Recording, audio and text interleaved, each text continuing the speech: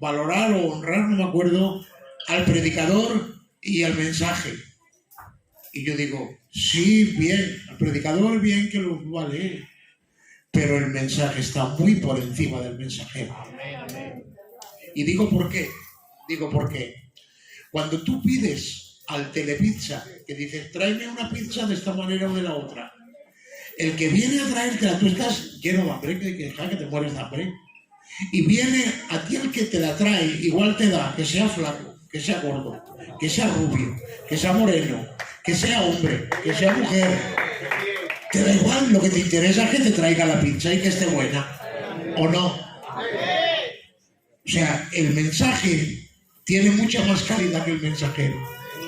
El mensajero me da igual como sea. Ahora bien, lo que sí tiene importancia y lo que sí se tiene que entronizar en medio de la iglesia es el mensaje de la palabra de Dios.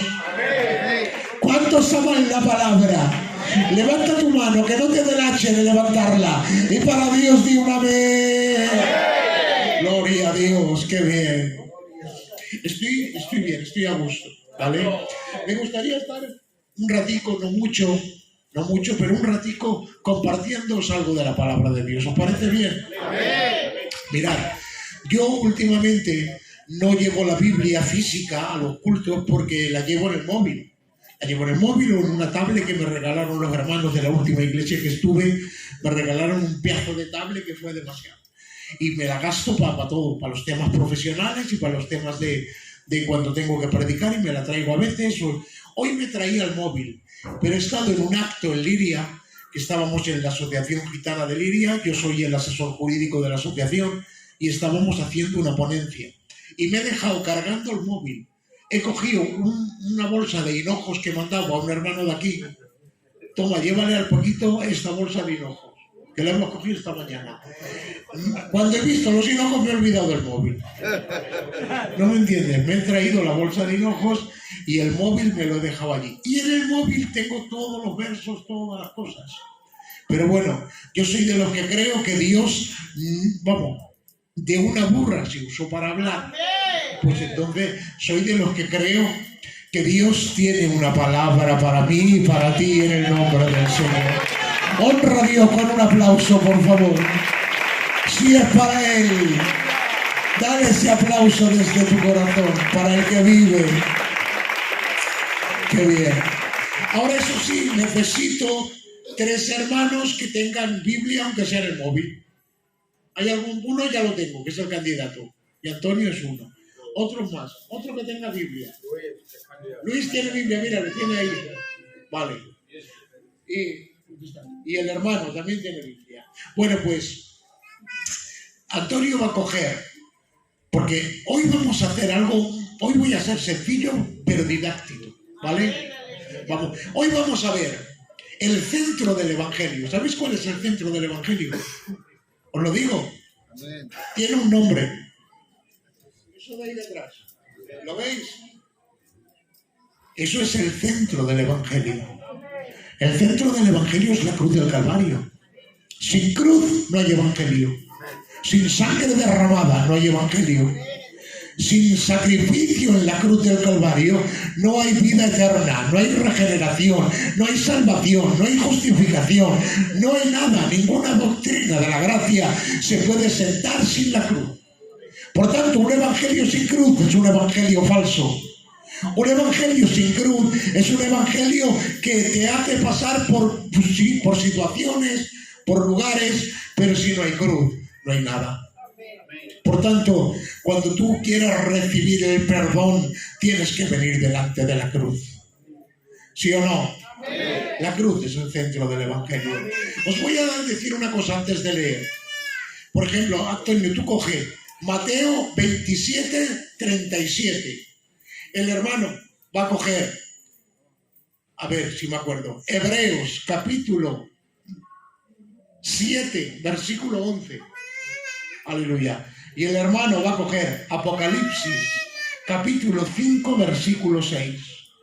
Y así ya lo vais preparando para cuando vayamos a leer la palabra. Mirad, la cruz es tan importante, es el eje fundamental del Evangelio, porque todos los que se salvan en la historia se salvan por dos cosas.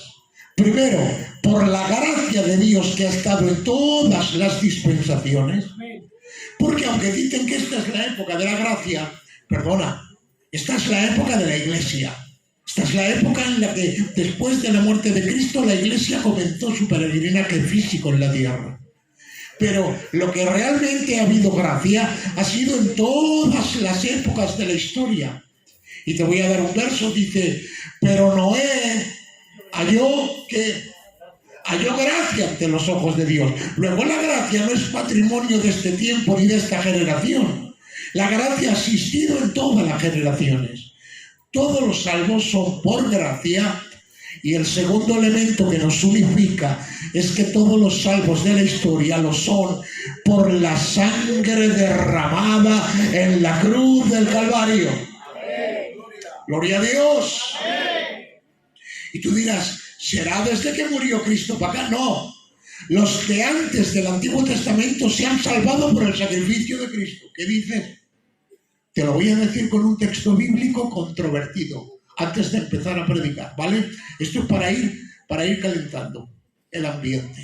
Mirad, hay un texto que se ha interpretado mal porque un filósofo lo interpretó mal para crear una doctrina, y os voy a decir por qué. Hay un texto que dice, fue muerto Cristo pero vivificado en el Espíritu. Dice, en el cual también fue y predicó a los espíritus encarcelados. Y ahora de ahí, un teólogo llamado Tomás de Aquino se inventó que los espíritus encarcelados era gente que había muerto y que fue al infierno a predicar a los espíritus encarcelados. ¿Para qué? Para crear la doctrina del purgatorio, que después de muerto puede haber una solución para quien ha ido al infierno. ¿Me entendéis? Esto es absolutamente falso.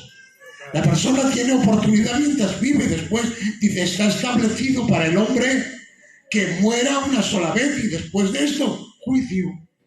¿No hemos entendido?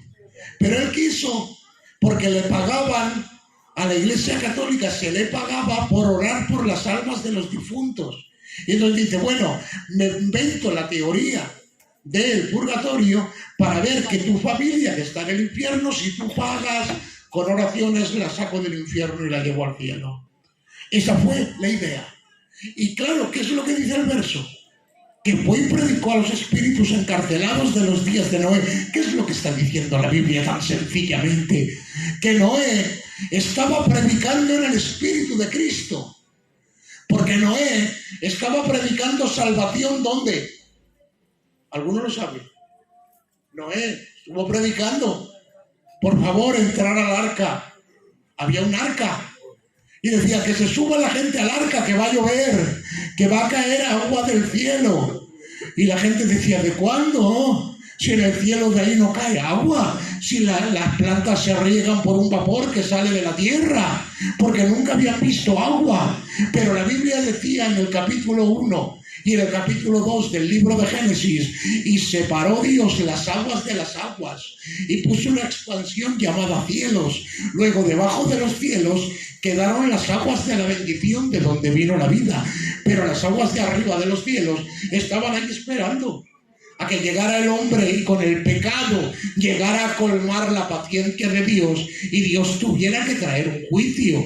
Y dice, y aquel día fueron rotas las fuentes del gran abismo y las cataratas de los cielos fueron abiertas.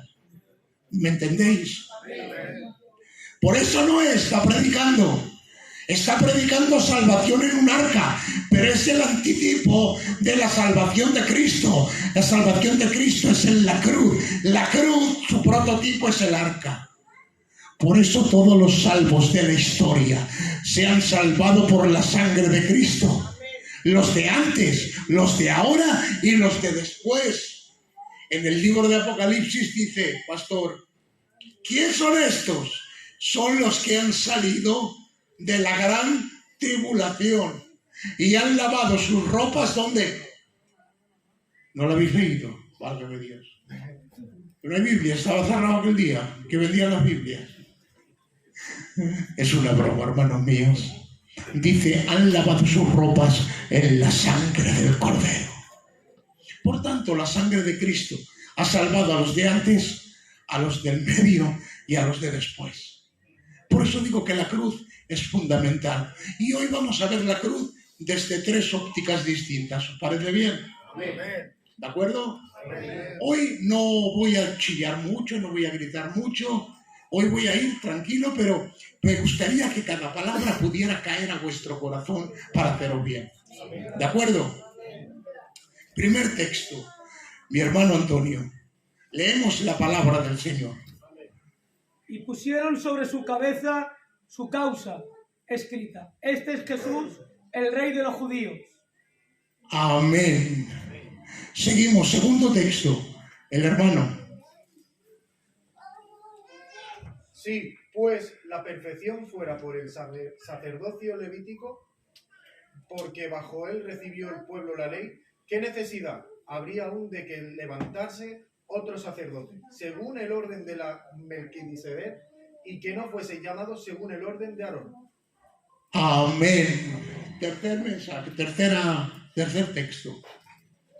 Dice, y miré, y he aquí, medio del trono y de los 4 animales, y en medio de los ancianos estaba un cordero como inmolado, que tenía 7 cuernos y 7 ojos, que son los 7 espíritus de Dios enviados a la tierra.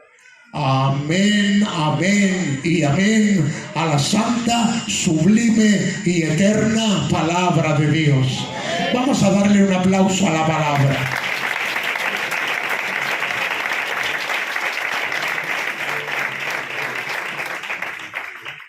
Gloria al Señor. Bien, pues vamos a ver la cruz desde 3 ópticas. Vamos a ver hoy que mueren 3 personajes en la cruz. En la cruz no muere un personaje, mueren 3. Vamos a ver un rey que muere, vamos a ver un sacerdote que muere y vamos a ver un cordero que muere. ¿De acuerdo? Según desde donde miremos, vamos a ver un personaje. Por tanto, mirad, la cruz, el primer valor que tiene es el valor jurídico. Y tú dirás, ¿qué es el valor jurídico? Es el valor legal. Las cosas valen porque tienen valor legal, ¿sí o no? Gloria a Dios. Si yo y tú compramos o nos vendemos un coche, tiene un valor legal. ¿Por qué? Porque el coche es tuyo, yo te lo pago con dinero, hacemos un contrato, le pagamos al Estado lo que le toca pagar y lo cambiamos de nombre. Es algo legal. Pero, ¿y si lo que te estoy vendiendo yo es una cosa que la acabo de arrendar? ¿Puedo hacer un contrato de compraventa? Imposible, ¿eh? ¿Por qué? Porque empieza con una ilegalidad. Y lo que es ilegal no tiene valor jurídico. ¿Me has entendido? Por tanto, si me sale mal lo que te he vendido, si te sale mal no puedes venir a reclamar. ¿Por qué? Porque no hay valor legal. La cruz, escúchame bien, la cruz es un invento que inventaron los fenicios, un método de ajusticiamiento. Es decir, los franceses inventaron la guillotina, los americanos la silla eléctrica, los españoles inventamos el garrote vil. Son métodos para matar a la gente. Bueno, pues los fenicios inventaron la cruz. Y cuando inventaron la cruz, la hicieron de 3 modelos. El modelo cunmisa, inmisa y decúsata. Tú dirás, ¿qué son nombres? Es que son fenicios, hijo. Aprende fenicio y luego pues, ya lo sabes. Bueno, pues, como yo no sé fenicio, yo te voy a decir el modelo de cruz. Uno era una X gigante. Y el que moría en la cruz moría con las piernas separadas y los brazos separados. Una X. Había otro que era una T, en que moría con los brazos extendidos, pero la cabeza quedaba al aire. Una T. Y había otra, que era la cruz inmisa, que era la cruz que tenemos ahí detrás. Un vertical cruzado por un horizontal. ¿De acuerdo? En la parte superior. ¿Por qué sabemos que Cristo murió en esa cruz y no murió en otra? Por 2 evidencias, una bíblica y otra extrabíblica. La bíblica la ha leído el hermano. Ha dicho, y sobre su cabeza pusieron una tabla. Si es la X o es la T, sobre su cabeza no pueden clavar nada porque no hay nada. ¿Me entendéis? Primero. Segundo argumento. ¿Por qué? Porque cuando están crucificando a Jesús, hay alguien que está viéndolo, uno joven que se llama Juan. Juan el apóstol, Juan el amado, el que se recostaba en el pecho del maestro, el que escribió el libro de Apocalipsis. Ese Juan era un jovencico, pero estaba a los pies de la cruz y estaba viendo la cruz en la que moría su maestro. Ese jovencico se hizo viejo. Y cuando se hizo viejo, él tenía un discípulo que se llamaba Policarpo. Y le dijo a Policarpo, la cruz en la que murió el maestro era de esta manera. Y Policarpo, cuando se hizo viejo, tenía otro discípulo que se llamaba Ireneo. Ireneo escribió un libro. Y ese libro dijo, la cruz en la que murió Cristo era de esta manera. Porque me lo dijo Policarpo y a él se lo dijo el gran Juan, el apóstol, el amado. De tal manera que sabemos que murió en esa cruz. Bueno, ¿por qué tiene importancia el letrero que había en la cruz? Pues mucha importancia, porque para que la cruz tuviera valor legal, tenía que ser legal la muerte de Cristo. Para que la cruz tenga valor, la cruz tiene que ser verdadera. Y la cruz no puede ser verdadera si lo que dice en el letrero, la causa escrita, fuera mentira. Imaginaos que dijera, ha muerto por robar carteras. Y lo tenían que poner en una tabla. Cuando alguien moría, le ponían la causa escrita. Y entonces él no hubiera robado, le ha habido una cartera. Entonces esa cruz sería falsa legalmente. No tendría valor jurídico, valor legal. Pero, ¿por qué dice que muere? Porque dice que Jesús, lo que ponía en la tabla era Jesús Nazareno, rey de los judíos. 4 palabras. En latín, Iesus Nazarenus Rex Iudeorum.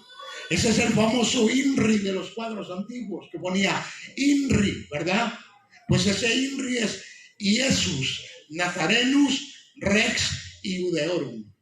Eso quiere decir Jesús Nazareno, rey de los judíos. El problema estaba cuando llegaba al hebreo, porque estaba escrito en griego, en latín y en hebreo. Cuando llega al hebreo, os tengo que decir que en el libro de Éxodo, capítulo 3, se enfrenta hablando Moisés con Dios. Y Moisés le dice, dime cómo te llamas, para irme a los egipcios y decirle que tú me has llamado. Porque yo soy tu siervo, pero en Egipto cada dios tiene un nombre. El dios Ra, el dios Amón, el dios Osiris, el dios Apis, el dios Onubis, cada uno tiene su nombre. Así que dime qué nombre tienes tú para decírselo. Y Dios dice, mira, a mí me conocen como el grande, el majestuoso, el incomparable, todos son títulos. Pero te voy a revelar cuál es mi nombre, Moisés. Voy a abrir mi pecho y voy a sacar la verdadera identidad de quién soy. Porque una cosa es cómo te llamen y otra cosa es el nombre que tienes. A mí me pueden llamar padre, y es verdad, porque tengo hijos. Me pueden decir marido, sí, porque tengo a mi compañera. Me pueden decir abuelo, sí, porque tengo nietos. Me pueden decir predicador, sí, porque predico la palabra. Pero esos son títulos. Si me dicen, ¿cómo te llamas? ¿Cuál es tu nombre? Yo no puedo decir, me llamo abuelo, o me llamo predicador, o me llamo padre. Yo tengo que decir, me llamo José Miguel. Porque esa es mi identidad, mi nombre. ¿De acuerdo? Pues Dios se le conocía el grande, el poderoso, el majestuoso. Dios es mi bandera, Dios es mi esperanza, Dios es mi justicia. Pero nadie sabía su nombre hasta ese día del capítulo 3 del libro de Éxodo. Luego lo miras en la casa. Yo lo que os digo es la cita y luego vosotros en la casa os doy deberes para después del culto. Luego lo miras. Éxodo capítulo 3. Y dice Moisés, dime tu nombre. Y dice, de acuerdo, te lo voy a decir. Coge un boli y un papel. Apunta a Moisés. Y ahora Dios le dice, H, W, H. Oh, pues bien, pues me he quedado igual. A ver, ¿qué nombre es ese? Ese nombre, porque en el hebreo no hay vocales. Ese nombre, YHWH, le pusieron una A y una E para que se pronunciara Yahvé. Y con el tiempo le pusieron una E, una O y una A y se pronunció Jehová. ¿De acuerdo? Yahvé y luego Jehová. Pero ni era Yahvé ni Jehová, era YHWH. Ese es el nombre de Dios.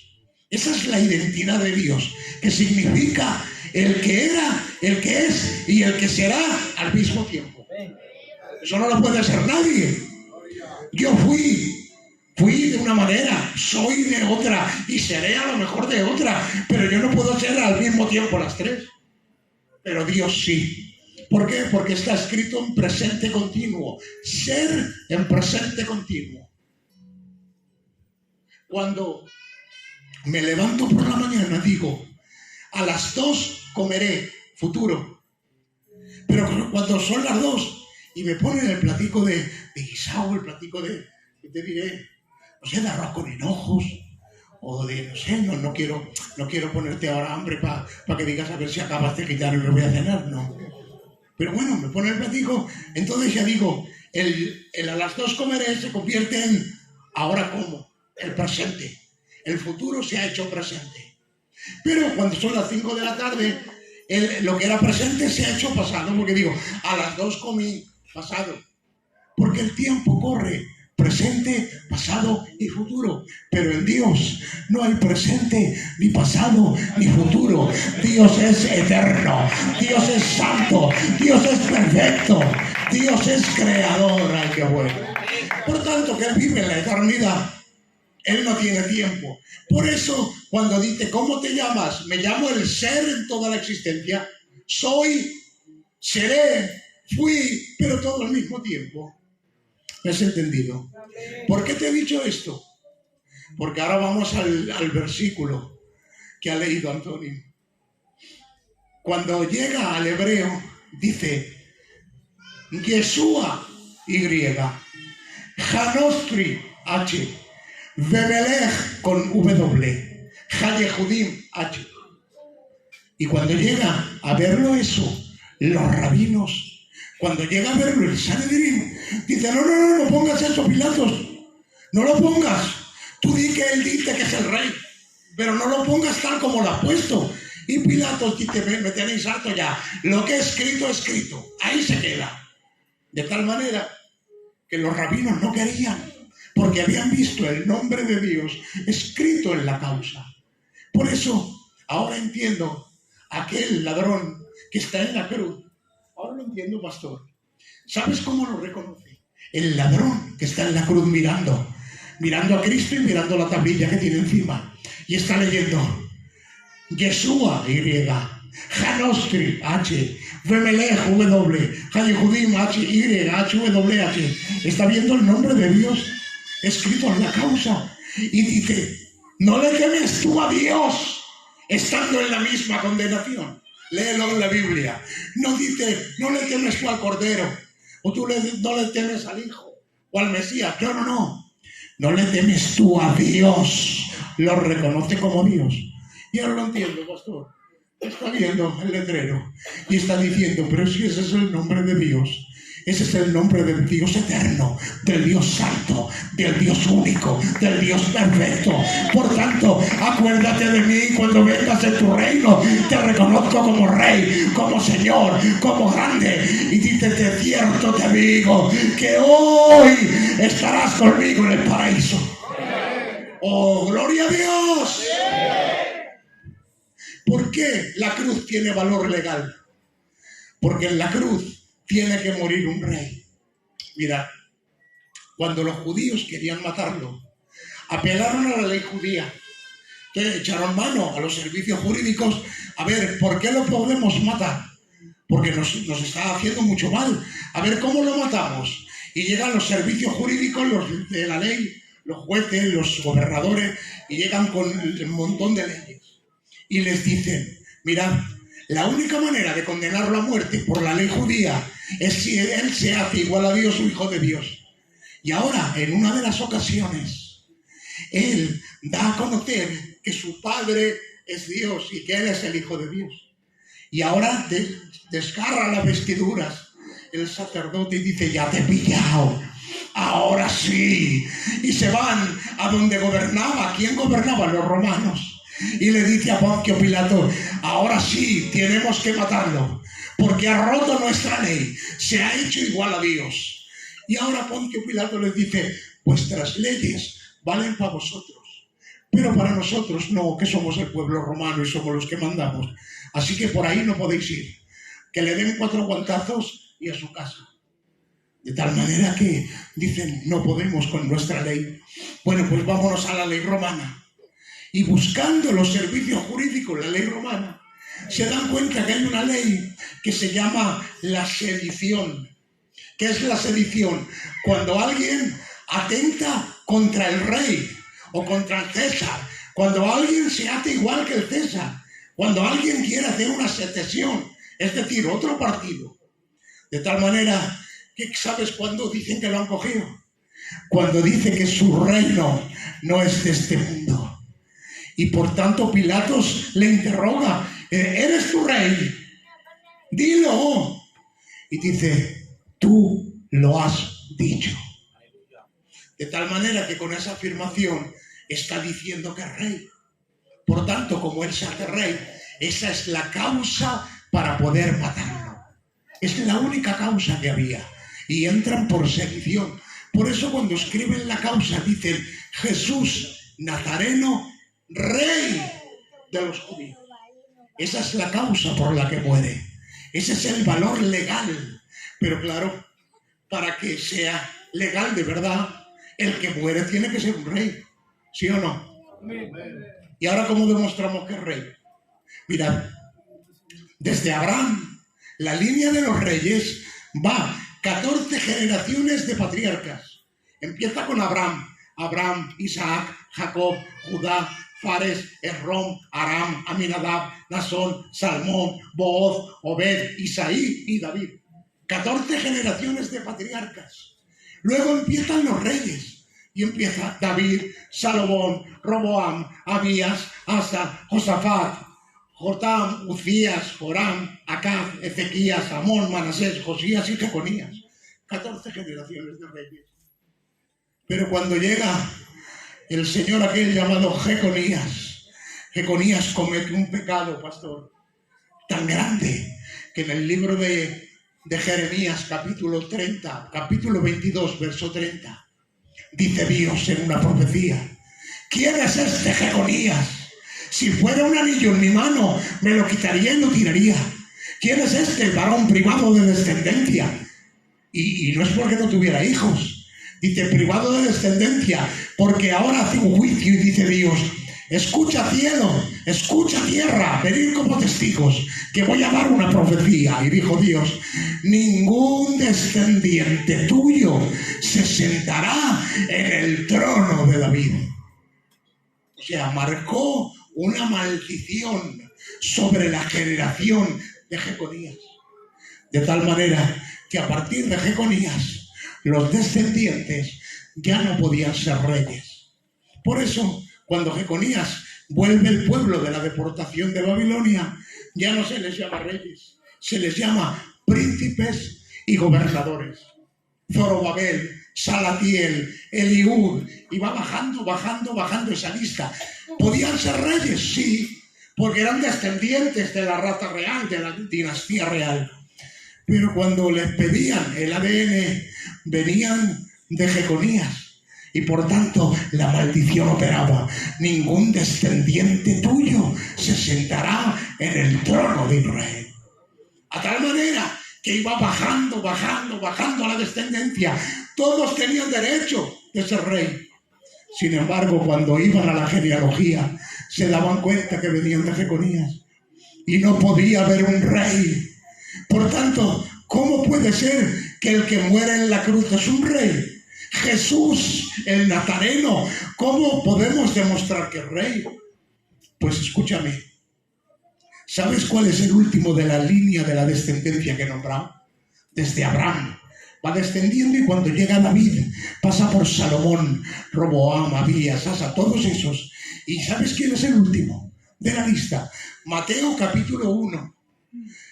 Os voy a hacer spoiler, va, aunque luego lo leáis. Es igual. El último es un señor que se llama José, de actividad carpintero. José es el último descendiente de la saga de los reyes. José tiene derecho a ser rey de Israel, pero cuando le miran la genealogía, su sangre, su herencia cromosomática, viene de Jeconías. Y la maldición opera. Ningún descendiente de Jeconías se sentará en el trono de Israel. Por eso José es de las altas esferas dentro de Israel, porque ser carpintero era de un gremio, y este gremio era de alta escala, no era un pobretón. Gloria a Dios. Él tenía derecho a ser rey, pero no podía. Pero escúchame, hay otra línea de descendencia. Lucas capítulo 3, luego lo miras en la Biblia, y va bajando por todos igual. Pero cuando llega el rey David, en vez de pasar por Salomón, pasa por un hermanico de Salomón que no lo conoce nadie. ¿Sabéis cuál es? Un hermano de Salomón, un hijo de David, por el que viene la descendencia. ¿Quién es? 100 puntos para el caballero. Se llama Natán. Y ese Natán, que es hermano de Salomón, por ahí viene la descendencia, va bajando. ¿Sabes quién es el último de esa descendencia? Lucas capítulo 3, leerlo, os voy a hacer spoiler. La última descendiente es una muchachica que se llama María. Ay, padre. Luego, la descendencia de los reyes viene por Salomón bajando hasta José. Y la descendencia, según la sangre de David, viene por Natán y va bajando hasta María. Ahora, José se casa con María. María está encinta, pero no ha sido de hombre ninguno, ni de José su prometido, ni de nadie. Dice la Biblia, la sombra del santo te cubrirá, y el ser que se va a gestar dentro de ti será llamado santo al Señor. ¿Qué quiere decir esto? Que no ha intervenido actividad humana ninguna. Ha intervenido la sombra del Santo Espíritu. De tal manera que ha envuelto a María. De tal manera que la herencia de pecado de María no se ha pasado. Pero sin embargo la herencia cromosomática que está en los cromosomas sí que ha pasado. Mirad, todas las personas tienen 23 pares de cromosomas. El papá aporta 23, la mamá 23. Y cuando se engendra la criatura tiene 23 de un lado, 23 de otro, 23 pares. Se unen por un centriolo. Están dos bastoncitos unidos por un centriolo. Eso es un cromosoma. ¿Y qué hay en ese cromosoma? Hay cadenas de proteínas que se llaman ácido desoxirribonucleico. Me ha salido, ¿sabes? Un tirón. Ácido desoxirribonucleico, que en lenguaje normal se le llama ADN. Eso es el ácido desoxirribonucleico, el ADN. Bueno, pues las cadenas de ADN tienen dos partes. En una parte está la imagen, cómo va a ser el niño, si va a ser rubio, si va a ser morenico, si va a ser alto, si va a ser bajico, si va a ser corpulento o va a ser esmirriadillo. Ahí va la imagen del niño que van a hacer. Pero en la otra parte va otra cosa, va la semejanza. Es decir, hay quien se parece a su padre en la cara y en el gesto y en el tipo. Pero hay quien no se parece en la cara, pero se parece en todas las formas. Está la semejanza. ¿Cómo es el carácter? Si es un carácter agrio o es un carácter agradable. Si su forma de parar es una o su forma de parar es otra. Si sus sentimientos son muy ofensivos o es muy mansico. Es decir, la imagen por un lado y la semejanza por otro. Hay quien le parece a su padre en la forma de ser, pero no le parece en la cara. Y hay otros que le parecen en la cara, pero no en la forma de ser. Por tanto, tienes la imagen y la semejanza metido dentro de un cromosoma a nivel microscópico que está dentro de cada una de las células, de los 800 millones o 800.000 millones de células que tienes en tu cuerpo. En todos están llenos de cromosomas, y en los cromosomas dicen que eres, tu ADN, tu identidad, tu carnet de identidad está en los cromosomas. Por eso, cuando se engendra Jesús, coge los 23 cromosomas de María, porque María es su madre, ¿sí o no? ¿Alguien puede negar que María es la madre de Jesús? Nadie. María es su madre, a todos los efectos. De tal manera que tiene 23 cromosomas de María. ¿Pero qué falta? Le faltan 23 cromosomas del padre, pero como no tiene un padre físico, no tiene 23 cromosomas del padre. Dios ha permitido que se cree un cromosoma para unirse a los 23. Es el cromosoma de Dios. ¡Ay, qué bueno! Para que pueda tener la apariencia, la imagen y la semejanza. De tal manera que nace, y nace sin ser hijo de José. Y cuando crece sabiendo que es hijo de José, porque José lo ha adoptado como su hijo. Desde que nació, José lo ha adoptado como su hijo, lo ha presentado como su hijo, ha ido a todas las cosas, lo ha presentado en el templo como hijo suyo. Y cuando crece, es el hijo adoptivo de José. Cuando crece, le da los derechos que tiene. José tiene derecho para ser rey, ¿sí o no? Pero no puede, porque viene de Jeconías. Pero los derechos se los pasa a su hijo. Y su hijo Jesús tiene los derechos del padre adoptivo. Tiene derechos jurídicos. Pero cuando le miran el ADN, cuando le miran la sangre, al igual que a José y a su padre y al padre del padre y al abuelo y a todos, le decían descartado, descartado, una luz en roja, descartado, descartado. Pero cuando se presenta Jesús y se presenta con los derechos de su padre adoptivo, que puede ser rey, y le miran y le examinan y dice: la sangre de este hombre no tiene pecado, no tiene maldad, no tiene mentira, no tiene envidia, no tiene falsedad. La luz verde y dice: aceptado, aceptado, Jesús es el rey, Jesús es el rey, Jesús es el rey. Dale ese aplauso fuerte. Fuerte, fuerte, fuerte. Para el rey de los reyes. Por tanto, la cruz cumple su primer labor, su primer valor. Es el valor jurídico, la cruz es legal. Mirad, permitidme un minuto de derecho procesal, ¿os parece bien? Es que claro, he estado estudiando tantos años que me sale por la oreja y lo tengo que decir, ¿vale? Un minuto solo de derecho procesal. Cuando alguien comete un delito, el que lo comete se le llama autor material. ¿Sí o no? Pero hay alrededor del autor material, está el cooperador necesario, está el cómplice, está el inductor, está el autor intelectual, es decir, una serie de gente alrededor. Bueno, pues cuando alguien lo coge y se lo llevan preso, escúchame, hay una serie de actos procesales, que me entiendan, un procedimiento procesal está lleno de actos. El primer acto es que te tienen que detener, pero te tienen que dejar que un abogado te vea. Si no permiten que un abogado te vea, ya estás rompiendo un acto procesal. Luego, la cadena de guardia de las pruebas de custodia, en la Guardia Civil no pueden estar más de 5 días.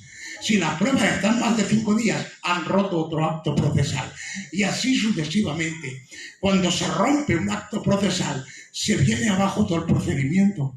Por eso un abogado listo se da cuenta no de los errores, de los beneficios que puede aportar al preso, no, sino de los errores que han cometido los demás.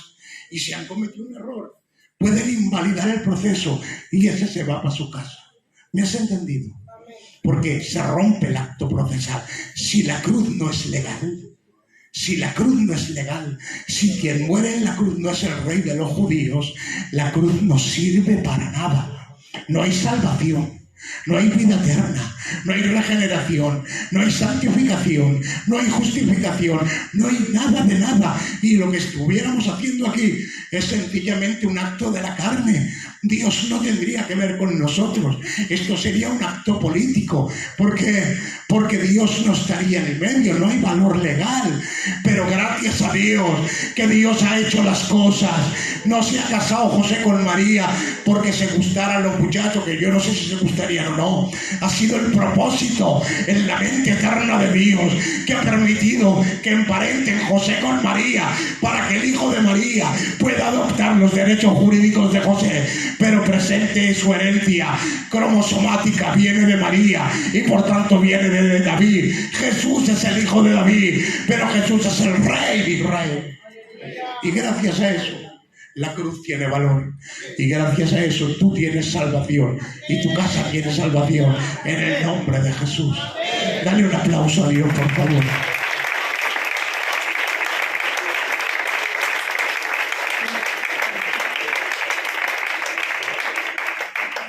Luego aquí en esta esquina hemos visto un rey que muere, pero ahora el hermano ha leído otro texto. Ha dicho: si pues por el sacerdocio levítico estuviera todo hecho, ¿qué necesidad habría de se levantar otro sacerdote? Porque Dios estableció 3 ministerios en el Antiguo Testamento: el sacerdote, el levita y el profeta. Esos eran los 3 ministerios del Antiguo Testamento. Después los hombres inventaron un cuarto. Era un ministerio falso, un ministerio de plástico. ¿Cuál era? El ministerio de rey. El pueblo dijo: queremos un rey como los demás.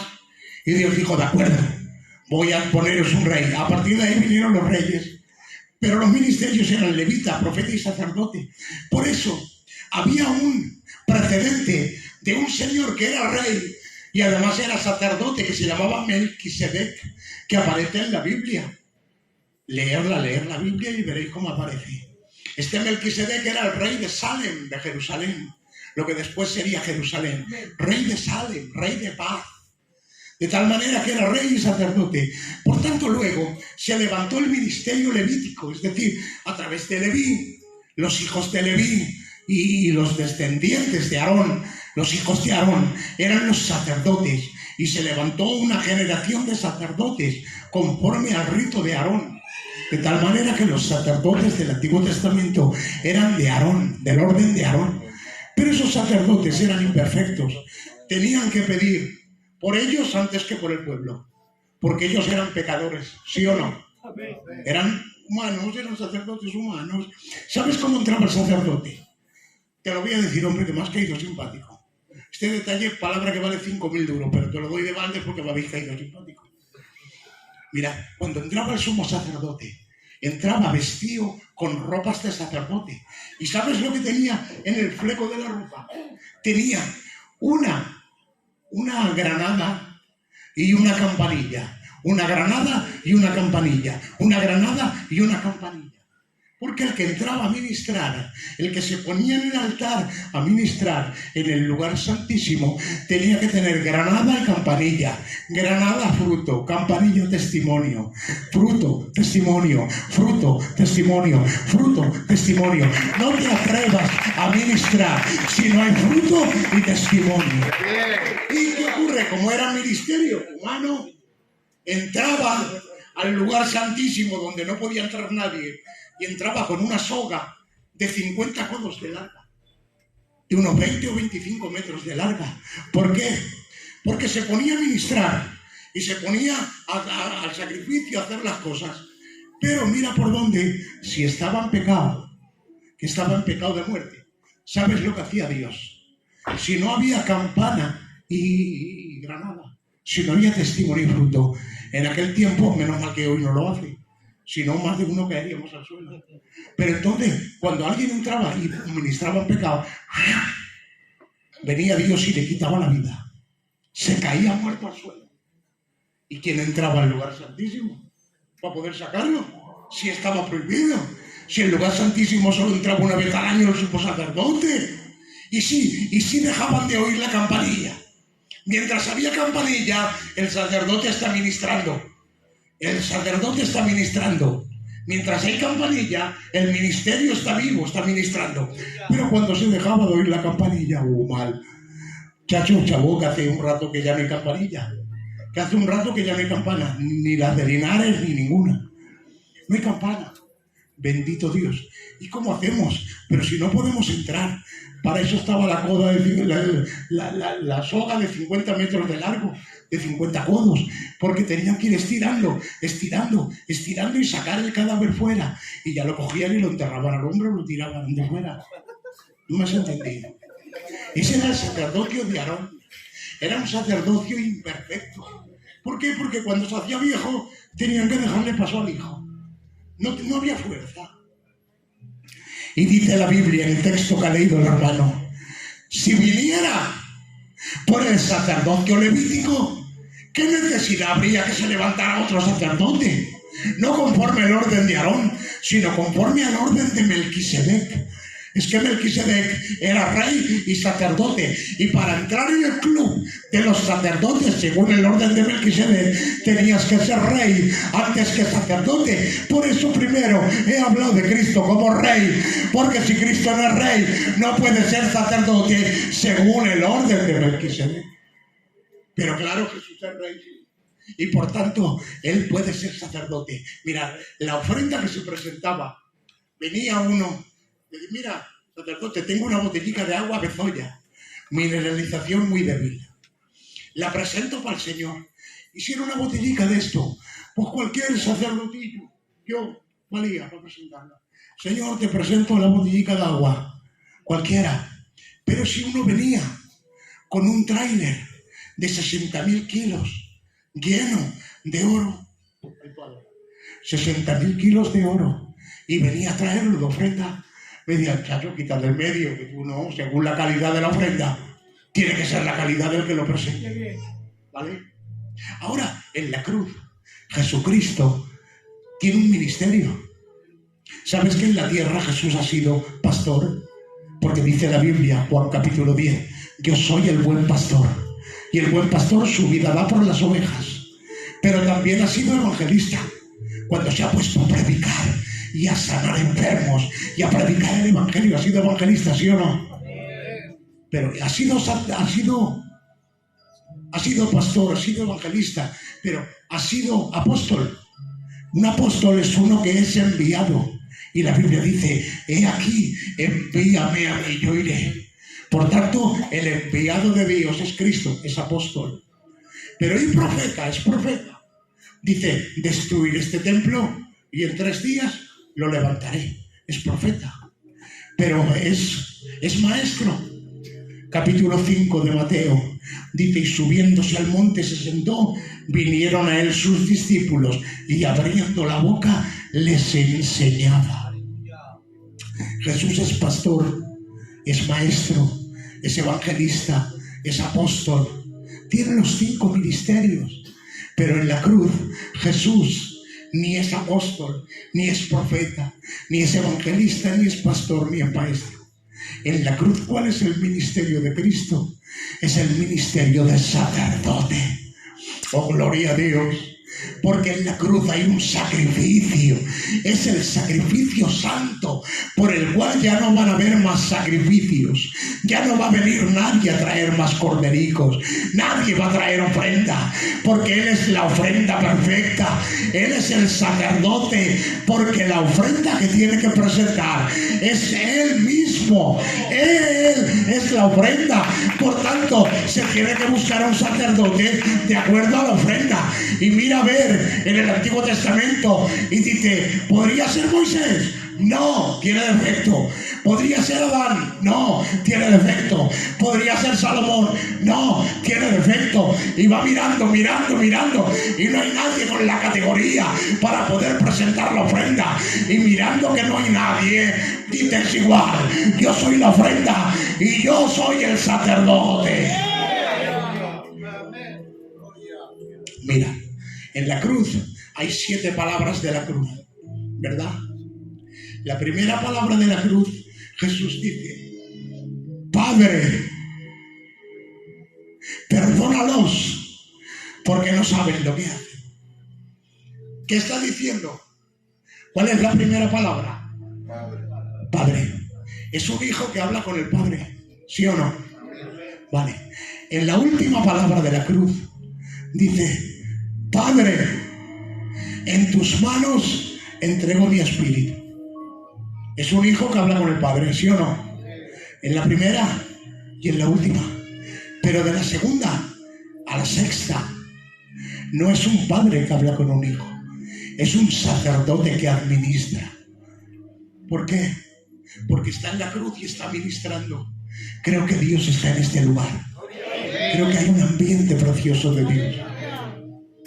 En la cruz está ministrando. Le dice a uno: madre, ahí tienes a tu hijo. Hijo, ahí tienes a tu madre ministrando.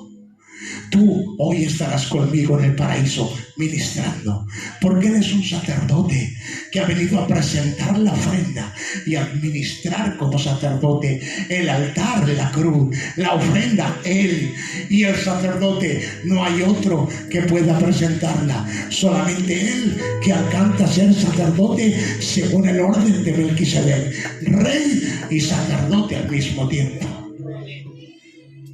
Él es el sacerdote que ha presentado. Por eso, de la segunda a la sexta, es un sacerdote que ministra. Y como está ministrando, tiene que llegar a la sexta palabra. ¿Sabes cuál es la sexta palabra? La sexta es la última que hace como sacerdote. El sacerdote, cuando nace un corderico en los corrales de Israel, nace un corderico y dice: este cordero apunta maneras. Es blanquico, no tiene lunares, no tiene manchas, no tiene defectos en la piel, no tiene nada, anda perfecto, tiene simetría perfecta, las paticas, no tiene una medio más corta que otra, no está medio jibaí, ¿qué va? Está perfecto. ¿Sabes? Viene el sacerdote y la mira, la ojea de chiquitilla, muy pequeña, la mira, la ojea, la ve de recién nacida y dice: vale, es buena. La revisión ha sido pasada con éxito. ¿Y sabes qué nombre dice? Dice Tetelestai, que significa consumada es la revisión. Ya está, he visto. Adelante. Pero ese corderico crecía. Y cuando crecía, a un cordero que le crece, en el cuerpo que le crece, lana. Y la lana puede tapar manchas, imperfecciones, lunares, problemas en la piel, que la hicieran que no sería válida para el sacrificio. De tal manera que dice la Biblia, ahora vas a entender el versículo: como cordero mudo fue llevado delante de él, como cordero mudo fue llevado al matadero, no abrió su boca delante de los... Solo lo sabe el pastor. ¿Cómo? Ay, trasquiladores, hijo. ¿No lo habéis leído nunca en la Biblia? A mí que no lo había visto en la Biblia. Dice: no abrió su boca delante de los trasquiladores. Los trasquiladores eran los que iban con la tijera para cortar la lana, para ver si debajo de la lana había alguna mancha, había algo que le invalidara.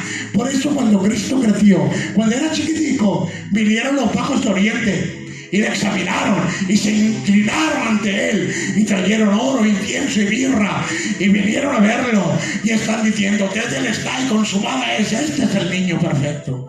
Pero cuando creció, tuvo que pasar por los trasquiladores, que le fueron a trasquilar a ver si debajo había. Si tú eres el Hijo de Dios, di esto. Si tú eres esto, di lo otro. Y vinieron los escribas, y vinieron los fariseos, y los saduceos, y los celotes, y todos vinieron a por él. Pero nadie podía sacarle un pecado, nadie podía sacarle nada. Aquel corderico seguía siendo apto para el sacrificio. Y el sacerdote decía: Tetelestai, es decir, consumada es la revisión. Pero cuando el cordero ya había llegado a su edad óptima, entonces, porque ojo, un dato para que luego lo habléis en los mercadillos y por ahí lo comentéis, este dato que voy a dar. Porque había ovejas que eran para el sacrificio y otras eran para la carne. No sé si lo captáis. Había ovejas que eran para el altar del sacrificio, para santificarlas. Y las que no valían eran para hacer chuletas y comer, para la carne. Hay cristianismo de sacrificio, de altar, y cristianismo para la carne. Pero bueno, eso es otro tema porque luego lo vayáis mirando.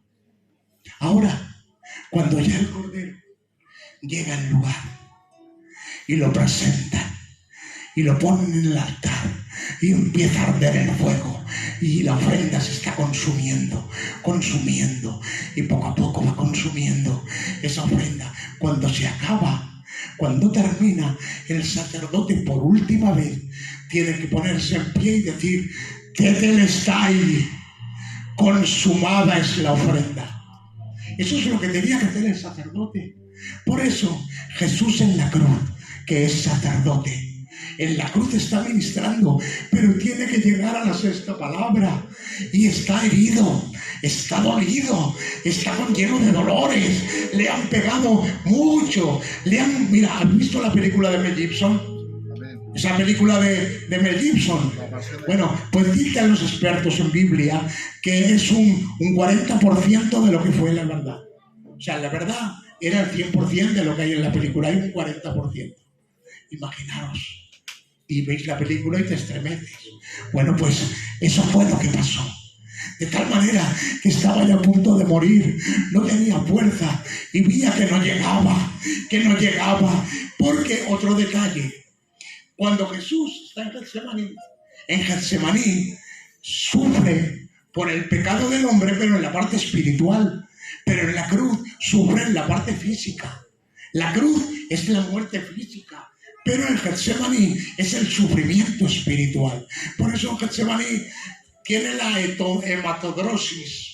Hematodrosis es cuando tienes tanta fuerza por dentro, tienes tanta indignación, tanta rabia, tienes tanta angustia que no puedes echar por un lado.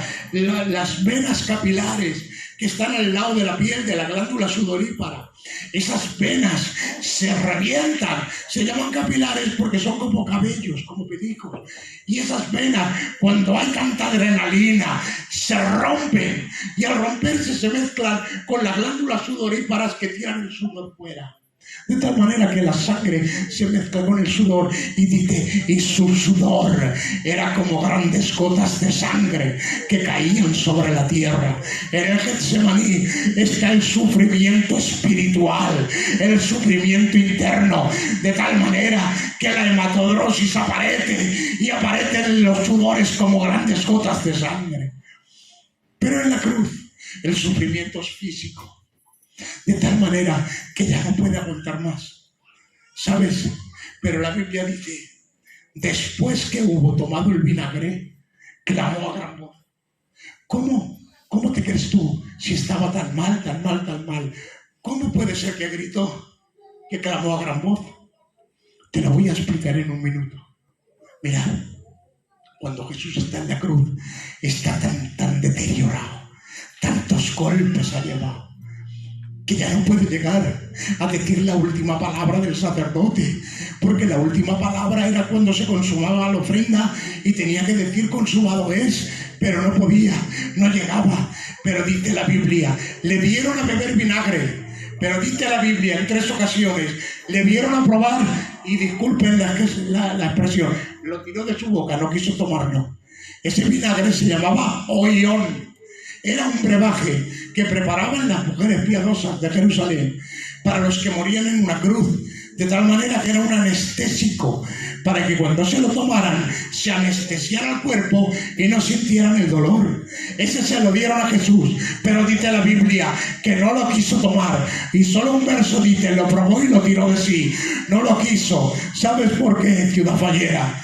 Porque Cristo en la cruz no quiso morir sin sentir los dolores de la cruz, porque en cada ay del Calvario hay un drogadicto que se quita de la droga, por cada quejido de la cruz hay una iglesia que se abre, por cada ay del Calvario hay alguien que se arrepiente. Por eso quiso sentir los dolores, pero está que no puede. Y dice la Biblia, cuando hubo tomado el vinagre, ¿qué vinagre es este? Si no lo ha querido tomar el anestésico, muy fácil. Hay un vinagre que se llama Oxos, que es un vino fresco, un vino agrio fresco, que lo toman los que están segando 12 horas en el campo para fortalecerse, de tal manera que cuando te lo tomas te da fortaleza. Y él dice, sí, este sí lo quiero tomar, para que se cumpliese la escritura. Y le dieron a beber vinagre. Se tomó el vinagre Oxos y se refrigeró, se refrescó, cogió fuerza. Y dice, cuando hubo tomado el vinagre, clamó a gran voz y dijo, consumado es. Dijo, tetelestai. Y ahí estaba acabando con la oración del sacerdote. Ahí había hecho la obra. Ya estaba la obra hecha. ¿Sabes por qué no se bajó de la cruz? Porque la obra ya estaba hecha del sacerdote. Pero no se bajó de la cruz. Porque dice la Biblia, para que haya herencia entre los santificados, tiene que haber muerte del testador. Si no muere el testador, no se reparte la herencia en los hijos. Hasta que no se muere el padre, los hijos no heredan. En vida no se hereda, es cuando se muere. Por tanto, si no hay muerte, no hay herencia. Y por eso, aunque él podía haberse bajado de la cruz, porque como sacerdote había cumplido, había terminado, había dicho, tetelestai, ya está consumado. Sin embargo, dijo, para que la gente vea que no son ellos que me matan, que soy yo el que me entrego. Padre, de nuevo vuelve a ser un hijo que habla con el Padre. Padre, en tus manos entrego mi espíritu. Nadie me quita la vida, yo la entrego. Nadie me quita la vida, soy yo el que me entrego por amor. Porque si no hay muerte del testador, no hay reparto de herencia. Y yo quiero repartir la gracia, la salvación, el poder, la unción, la autoridad. Quiero que la ciudad ballena reciba la herencia del Calvario. ¿Cuántos reciben la herencia? Levanta tu mano, que te vea el demonio y que se chinche y se dé un trompazo en la pared. Y para Dios, di un amén. Amén. Amén. Dale un aplauso al que vive.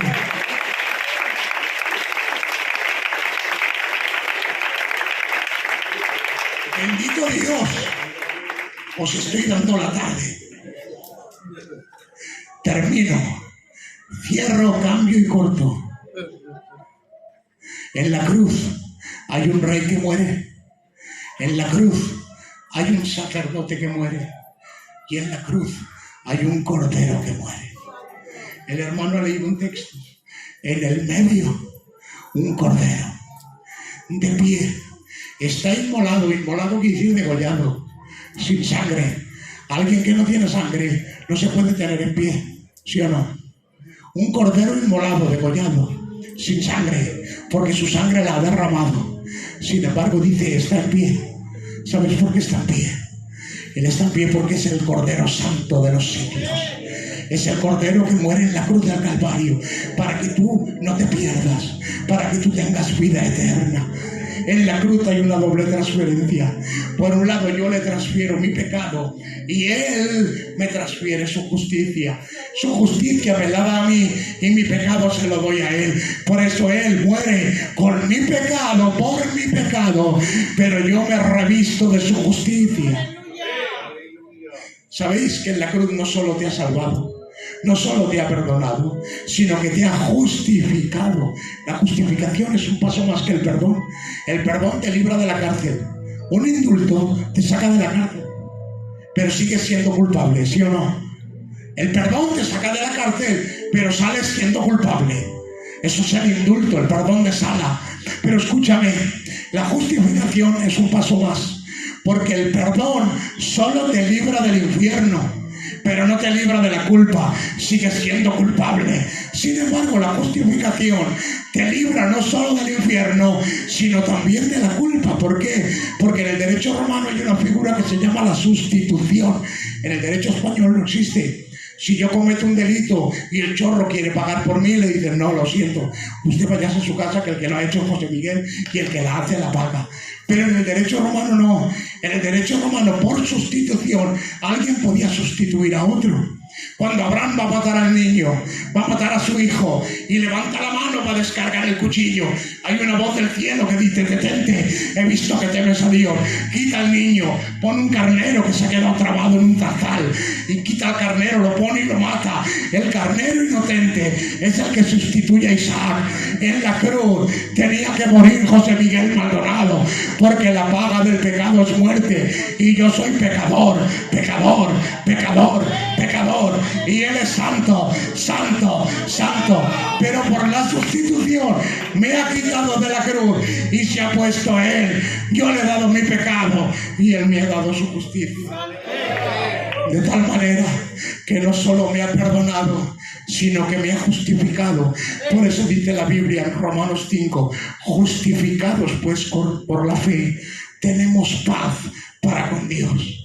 Podemos mirarle con la cabeza alta, porque no nos avergonzamos por la culpa, porque Él ha pagado no solo mi pecado, ha pagado mi culpa para que yo no tenga culpa. La iglesia de La Fallera tiene que levantar su cabeza, mirar al cielo, dar gracias a la cruz y decir: santo, santo, santo, santo. Dale un aplauso al que vive.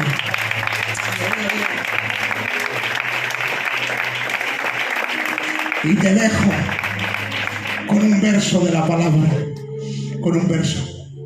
Dice: por el sumo gozo puesto delante de Él, sufrió la cruz, menospreciando lo propio. Por el sumo gozo puesto delante de Él. Es que en la cruz ya existían los plasmas y ya existían las pantallas de cine. Y en la cruz delante de Cristo hay una pantalla de cine. Y está viendo algo que le produce gozo. ¿Sabe lo que está viendo? Está viendo la iglesia de la Ciudad Fallera.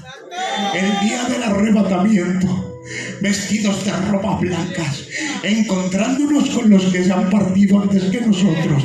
La iglesia de La Fallera está subiendo, subiendo, subiendo, subiendo, y por el sumo gozo puesto delante de Él, por ver que La Fallera se salva, sufrió la cruz, menospreciando el oprobio, y dijo: no me importa sufrir, no me importa sufrir, pero la iglesia de La Fallera se viene conmigo, se viene conmigo, se viene conmigo.